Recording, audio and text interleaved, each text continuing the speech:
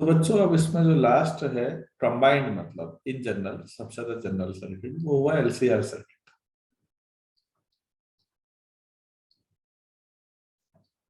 तो इसको समझने के बाद अगर आप एक एक करके दो दो करके समझने हो तो बाकी वैल्यू जीरो रख दो, अपने आप पर्टिकुलर केस बन जाने। तो ऐसे भी पढ़ाया जा सकता है कि केवल इसी को पढ़ा बाकी इसी के पर्टिकुलर केस है। तो एल का मतलब इंडक्शन कॉइल, सी का मतलब कैपेसिटर, आर का मतलब रेजिस्टेंस, एसी सोर्स से जोड़ दिया जाए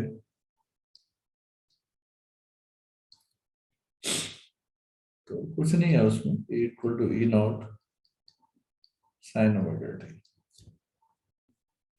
तो लैंग्वेज भी सब वही है, सीरीज में जुड़े हुए हैं। पैरेलल थोड़ा सा टफ है, लेकिन पैरेलल शायद है नहीं सिलेबस में आप लोगों के, सारे कॉम्बिनेशन सीरीज से ही पढ़ाने हैं।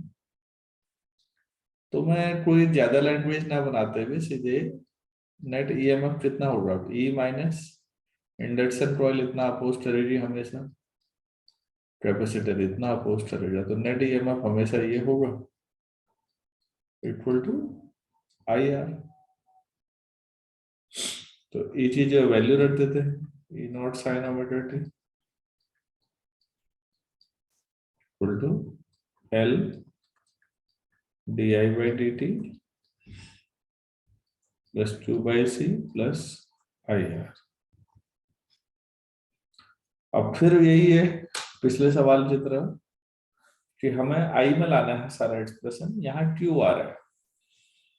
तो मानवेंद्र आप बताएंगे क्या करेंगे।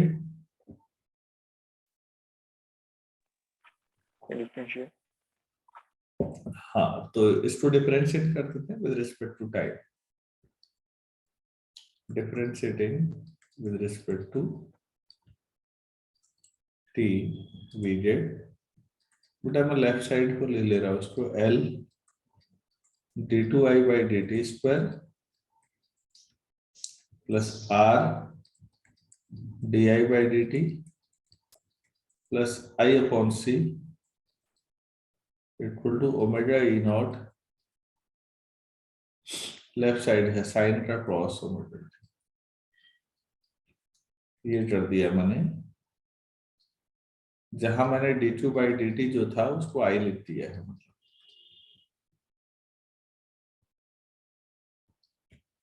ये।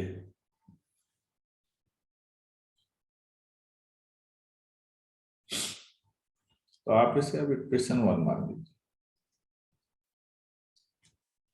तो फिर वही रटा रटाया है, let it solution be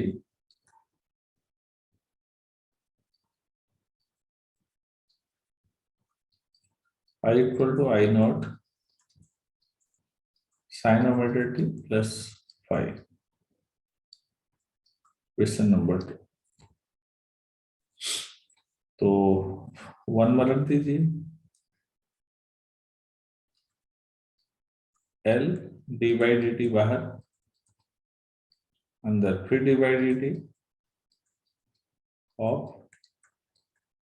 I naught sine omega T plus 5 plus R T by D T और आई की जो फिर दोबारा I naught sine omega T plus 5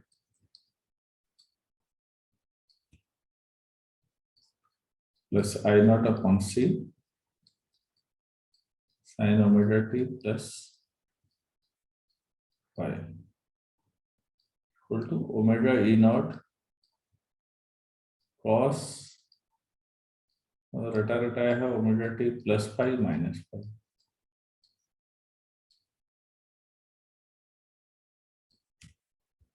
तो एक्सप्रेशन बड़ा दिखेगा लेकिन टफ नहीं है, चीजें वैसे चलिए। एल आई नॉट ओमेगा और 8 बाई डी टी और आएगा, और साइन का हो जाएगा cos omega T plus 5 plus are I not omega cross omega T plus 5 plus I not upon c sine omega T plus five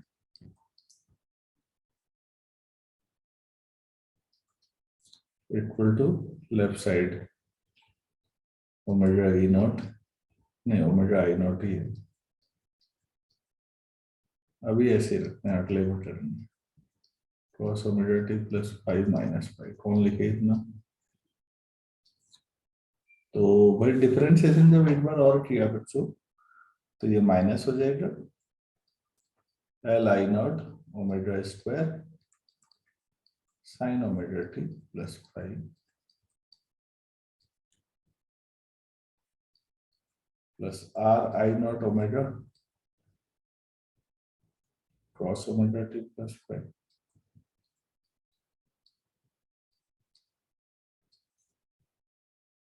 plus I not upon c sine omega T plus five omega i not cos ऐसे रहने देते हैं, अभी भी अगले में करेंगे, omega T plus five minus five,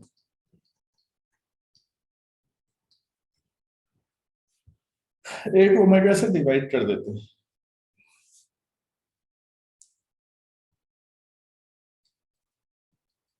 तो dividing by omega,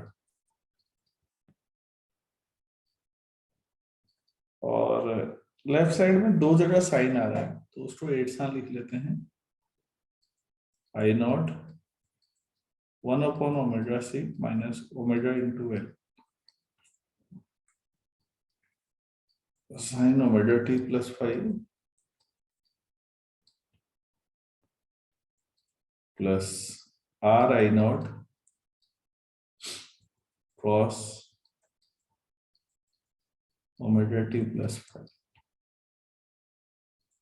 equal to I naught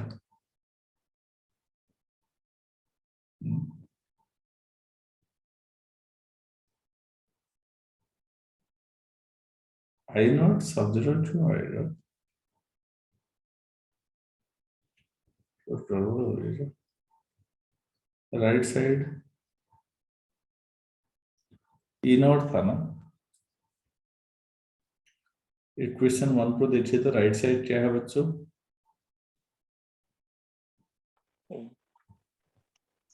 E not. हाँ तो वो राइट साइड भी गलती से आई नॉट बन चुका है, और आप लोगों ने भी नहीं कहा, मेरी तो गलती है ही,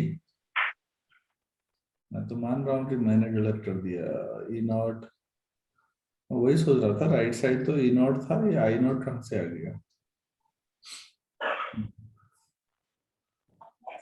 तो राइट साइड में है, ओमेगा हट चुका है अब, तो केवल ई नॉट, और अब लिख देते हैं cos omega T plus five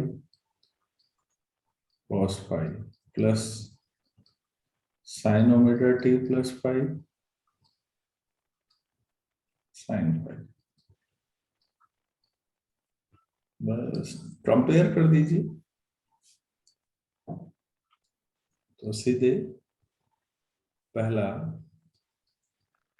आई नॉट एच सी minus H C L left side में sine omega T plus five का कोएफिशिएंट, तो राइट साइड में आ जाएगा E not sine five, equation number 3, और I naught R equal to E naught cos five, question number ये बना।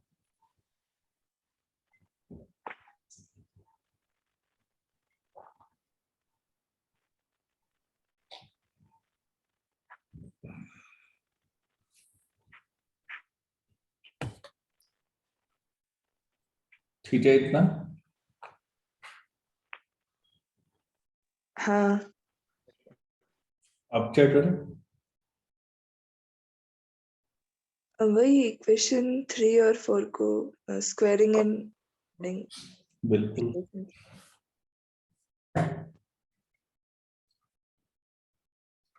Squaring and adding 3 and 4,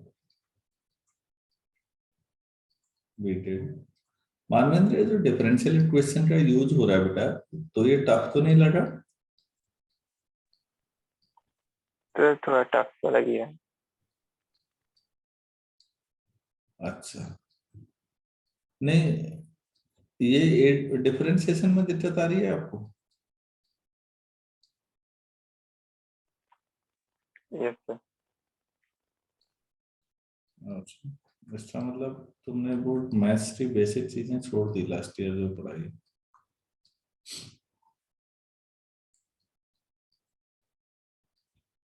क्योंकि एलिमेंट्री डिफरेंशिएशन कर रहा हूं मैं।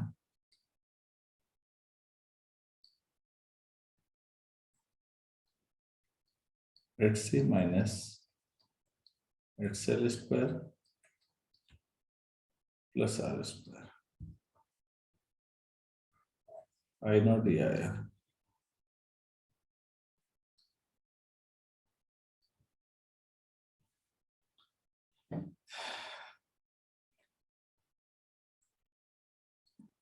Latest denote under root h सी minus h l square plus r square को एक नए सिंबल से दिखाते हैं, जेड। और जेड को हम बोलते हैं बच्चों इम्पीडेंस। शायद बोला था, बताया था मैंने। हाँ। Yes sir. इसको हम अब कंबाइंड नाम, क्योंकि इसमें आर भी आ गया, एच एल भी आ गया, एच सी भी आ गया। अब क्या बोला, अब रेजिस्टेंस तो बोल नहीं सकते, तो कोई नया शब्द हमने ढूंढा, इम्पीडेंस।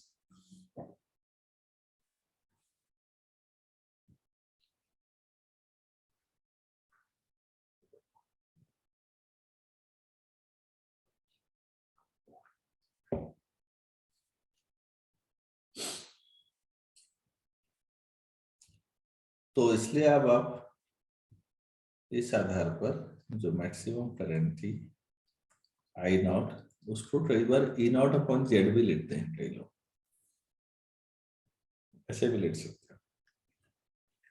एक ही बात है, तो जेड की वैल्यू रख लो मतलब, ठीक है। दूसरा, आप 3 को 4 से डिवाइड कीजिए, डिवाइडिंग इक्वेशन 3/4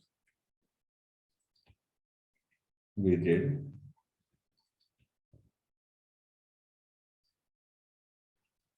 10/5 equal to क्या आया? XC minus XL upon R.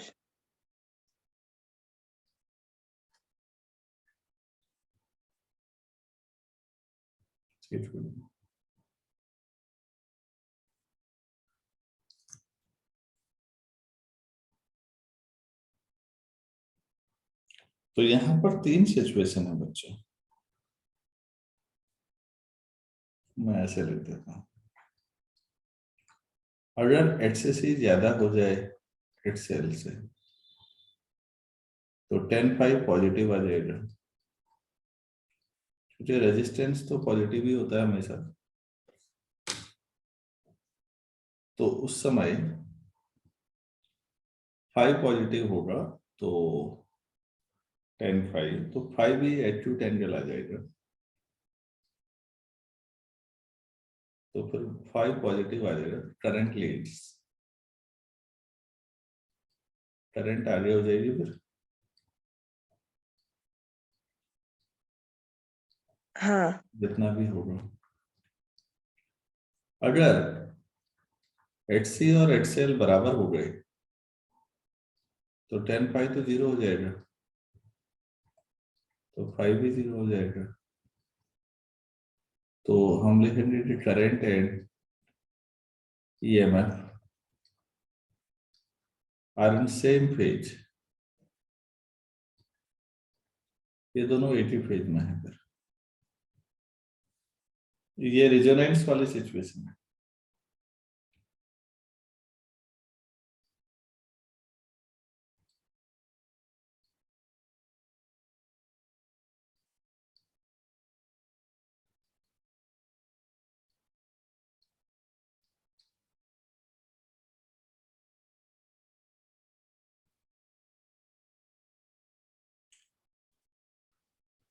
तो ऐसा हो जाएगा हमारे पास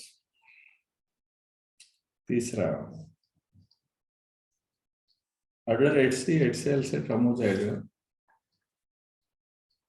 तो 10 नेगेटिव आ जाएगा। नेगेटिव मतलब लेस देन 0। मैथ्स में जो 0 से कम है वो नेगेटिव, जो 0 से ज्यादा है पॉजिटिव। 10 नेगेटिव आएगा तो 5 भी नेगेटिव हो जाएगा। अगर 5 नेगेटिव आ जाता है तो करंट पीछे हो जाएगी फिर। हाँ, तो क्या लिखेंगे, current let's behind current lags behind EMF by 5. कितना भी जाएगा, या EMF लीड्स करंट भी लिख सकते थे, एक ही बात।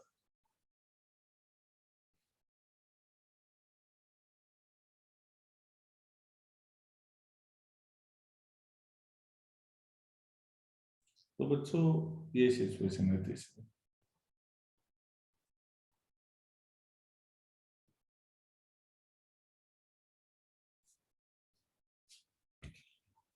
तो इसमें तीनों सिचुएशन है, रेजोनेंस में 80 फेज में है, वरना ये है कहानी।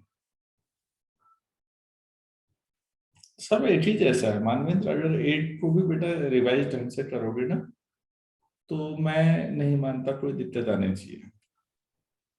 तो इसमें कई ग्राफ बनाए जा सकते हैं। जैसे पहली सिचुएशन के हिसाब से ग्राफ बनाना चाहोगे, ये EMF है,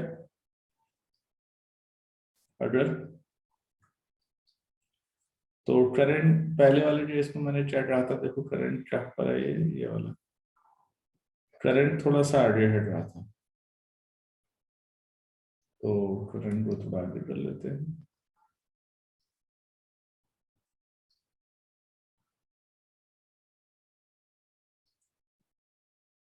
थोड़ा आगे जरूरी नहीं है π/2 जैसा हो, थोड़ा सा आगे कर लेते हैं। आगे का मतलब यहाँ से भी सोच सकते हो आप, और यहाँ से ऊपर से, तो करंट ऐसे कर लो कि भाई जिसमें ये यहाँ था ये ऊपर आ गया। अब लिखना पड़ेगा लेकिन आपको कि कौन सा करंट का है कौन सा EMF का है। ये EMF का कर लेते हैं, ये करंट का कर लेते हैं। ओरिजिन पे EMF 0 था, करंट पॉजिटिव चल रही थी, तो आगे मान लिया। दूसरी सिचुएशन में दोनों एक ही फेज में हो जाएंगे।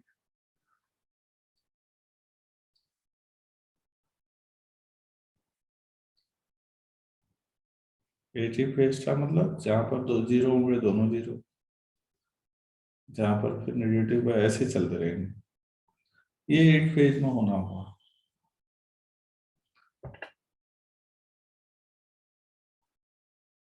ये मान लो या ई मान लो। तो सेम फेज में होने का मतलब क्या होता है कि जिस समय मैक्सिमम होंगे दोनों होंगे, भले ही उनका अपना अपना मैक्सिमम अलग हो, टाइम एक ही हो।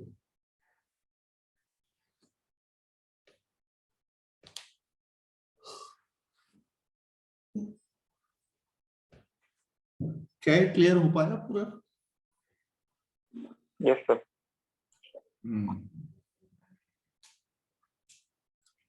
चलो ठीक हो गया फिर यार।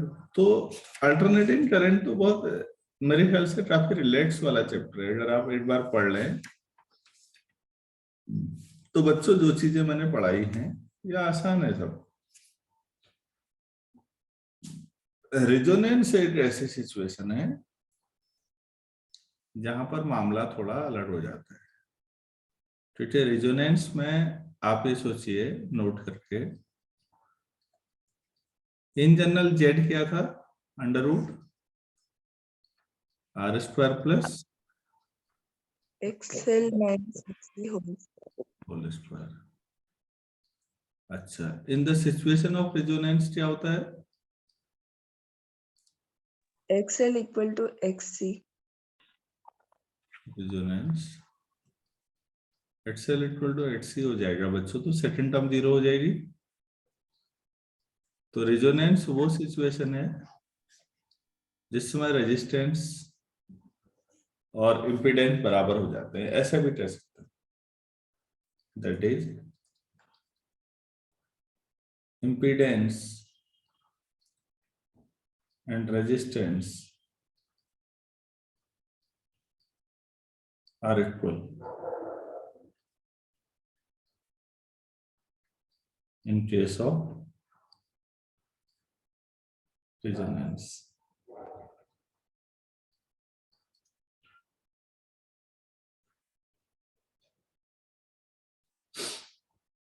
तो या ऐसे भी कह सकते हो बच्चों, और इम्पीडेंस इज मिनिमम, इम्पीडेंस इससे कम नहीं हो सकता ना। सेकंड टर्म देखो बच्चों, ध्यान से देखो, सेकंड टर्म क्या है आपके पास, किसी नंबर का स्क्वायर है, तो ये हमेशा किसी का भी स्क्वायर हमेशा ऐसा होता है नहीं रियल नंबर में, एक्स स्क्वायर समझ लो,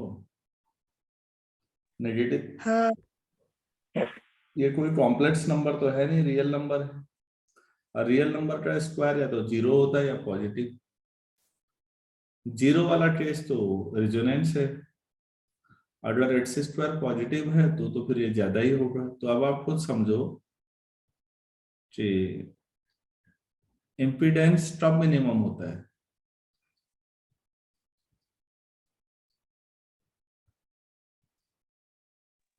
मिनिमम जब एक्सएल और एक्ससी एक्सेल बराबर हो, यानी दैट ये इज से एट रेजोनेंस। बच्चों जब रेजोनेंस की सिचुएशन आती है तो वहां पर इम्पीडेंस मिनिमम होता है, और कितना होता है उसमें आर के बराबर होता है, क्योंकि एक्सएल एक्ससी तो बराबर हो गया, जीरो हो गया, तो अंडर रूट आर स्क्वायर तो आर ही होगा। और आप ऐसे भी कह सकते हैं कि आई मैक्सिमम हो जाती है उस समय, आई मैक्सिमम कितना होगा, ई नॉट अपॉन जेड मिनिमम ना।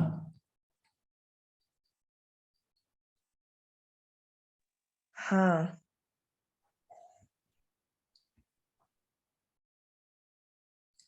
करंट मैक्सिमम हो जाएगी क्योंकि जेड और आई इनवर्सली प्रोपोर्शनल है।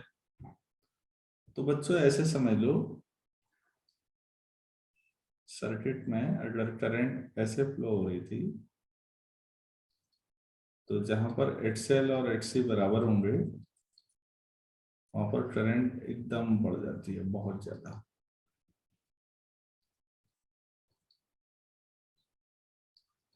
आगे पीछे कम हो जाएगी लेकिन वहां पर बहुत ज्यादा बढ़ जाएगी। मैं बार बार करता, बहुत ज्यादा बढ़ने को ही आप रेजोनेंस कहते हैं। मैथ्स वाले तो कहेंगे इनफाइनाइट हो जाएगी, डिनोमिनेटर जीरो हो रहा है, लेकिन फिजिक्स वाले कहेंगे अरे यार थोड़ा एडजस्ट कर लो, इनफाइनाइट तो क्या कहेंगे, बहुत ज्यादा हो जाएगा बस।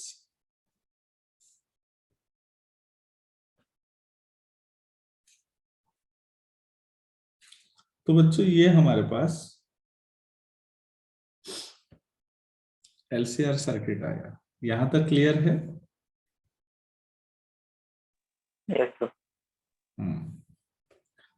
नेक्स्ट हेडिंग करिएगा, पावर इन एसी सर्किट कैसे निकालते हैं, पावर,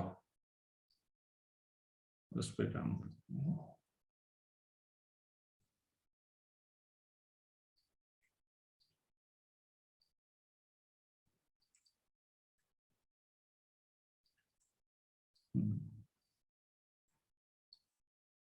चलिए इस पर काम किया जाए अब।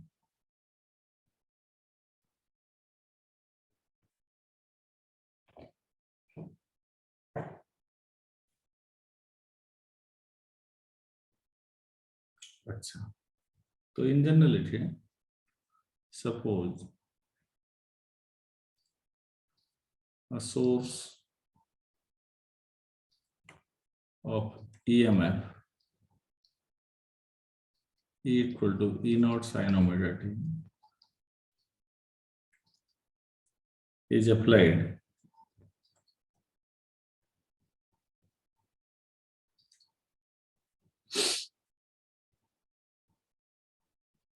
in a circuit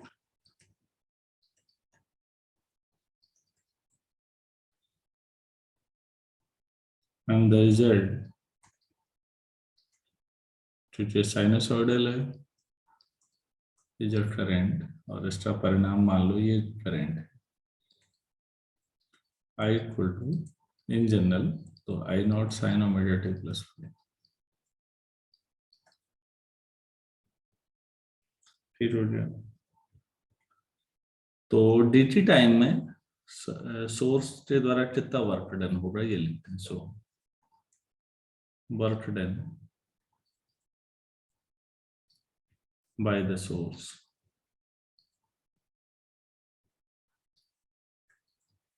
in time dt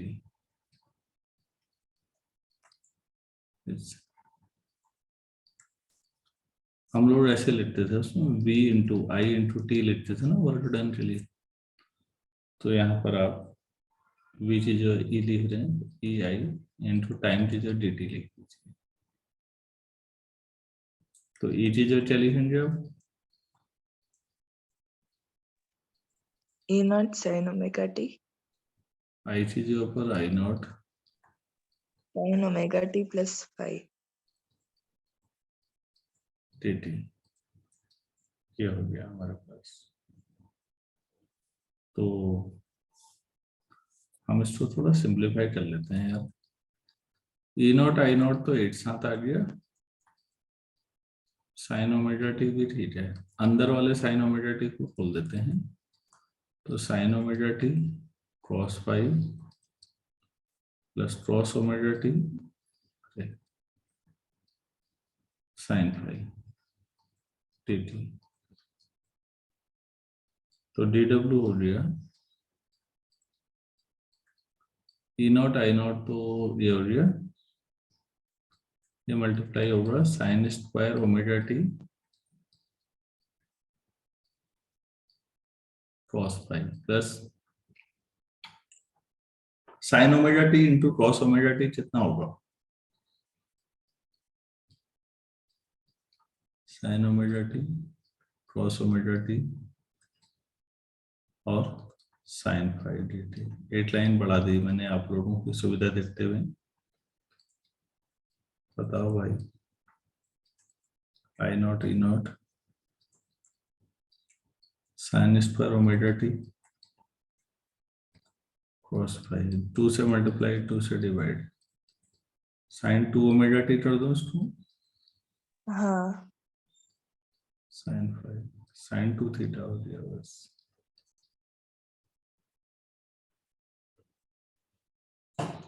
तो ये dt टाइम में वर्क डन है अभी तो फिर वन टाइम पीरियड में वर्क डन कितना होगा ये निकालते हैं। सो वर्क डन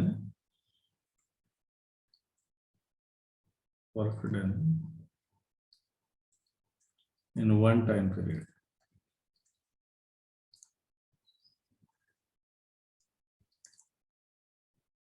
तो W इक्वल टू 0 से t तक dw। तो E नॉट आई नॉट तो बाहर, पहले वाले में बल्कि क्रॉस फाइव भी बाहर आ जाएगा। ये हो जाएगा 0 से t sine square omega T D T plus दूसरे में E naught I naught by 2 sine five भी बाहर 0 से t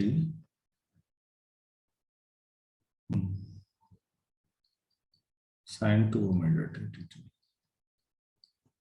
जिनमें t आ रहा है वो अंदर रहेंगे, बाकी सब बाहर जाएंगे क्योंकि टाइम के रिस्पेक्ट में इंटीग्रेशन है। अब बताओ बच्चों, कई बार हो चुका है but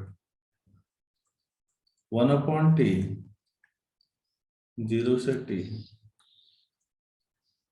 sign square omega T कितना देना चाहिए इसमें आंसर?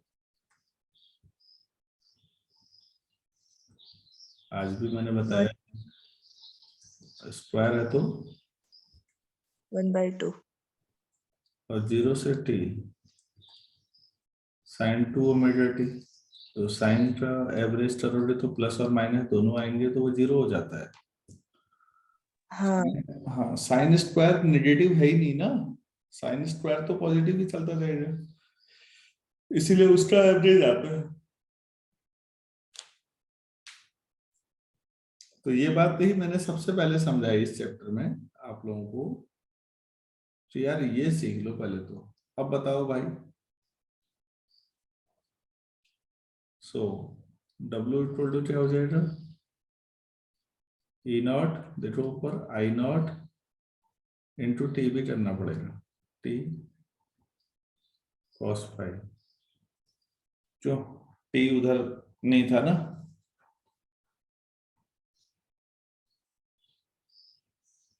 और 1/2 और दूसरी टर्म 0।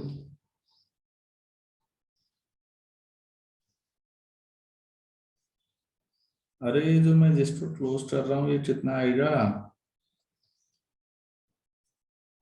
इसकी वैल्यू?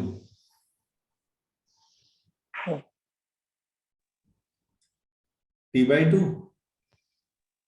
T/2। हाँ, क्योंकि लेफ्ट में नीचे T भी तो है, तो वो T/2 आ जाएगी, मैंने वही रखा है। दूसरे की वैल्यू 0 है तो 0 आ जाएगा।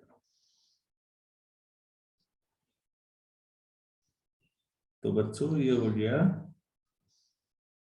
E0/√2। ठीक है।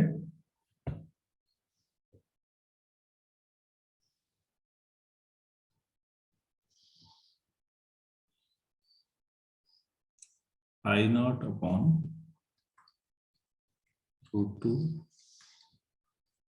T cos five. तो वर्क डन ARMS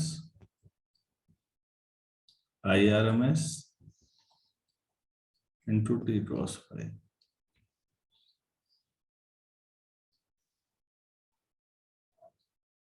तो एवरेज पावर पर पीरियड क्या होगा?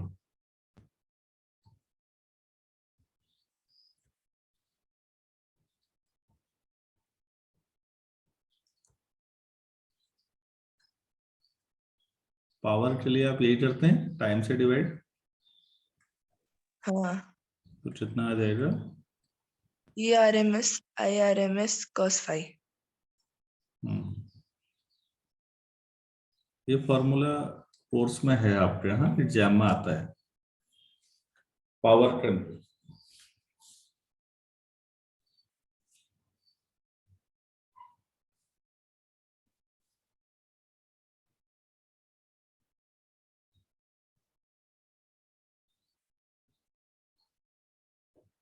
तो ये हो गया आपका पावर निकालने का। कुछ नहीं है यार, जिसको थोड़ा मैथमेटिकल बेस अगर ठीक है बच्चों तो कोई दिक्कत नहीं है, वरना दिक्कत है भी।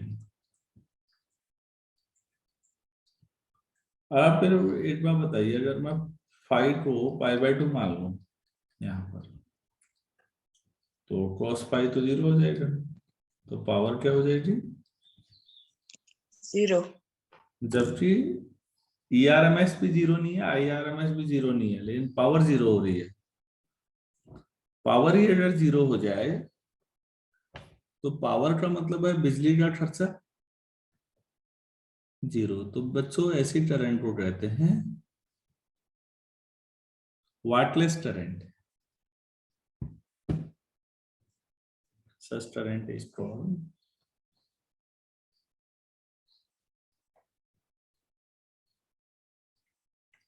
ये पूछते हैं बहुत ज्यादा, क्या हुआ? वाट वाट इसलिए कि पावर का खर्चा नहीं है तो वाटलेस करंट बोल देते हैं इसको। क्योंकि करंट 0 नहीं है बच्चों, ना तो करंट 0 है ना EMF 0 है, तब भी पावर लेकिन 0 आ रही है। अब लेकिन वो जो फेज नहीं है वो 0। फेज 90 का आ रहा है, फेज डिफरेंस करंट और EMF के बीच। तो उस समय पावर 0 हो जाती है, तो पावर तो वाट में मेजर करते हैं ना हम लोग। हाँ, तो अगर पावर ना हो तो वाटलेस करंट हो जाएगी। तो ये हमारे पास इसमें मेरे ख्याल से मेन जो AC सर्किट से रिलेटेड चीजें थी वो यहाँ तक थी। अब जो बताने लायक चीजें हैं थोड़ा सा, वो है डायनमो, ट्रांसफार्मर, मोटर। तो इस पे बातचीत हम नेक्स्ट लेक्चर में करेंगे। तो एसी चैप्टर मेरी ओर से लगभग हो गया बच्चों, इसमें कुछ ज्यादा है नहीं। अब आप लोग अपनी मेहनत से क्वेश्चन जितना करना चाहेंगे। चलिए आज इतना ही करते हैं, कल मिलते हैं। Thank you.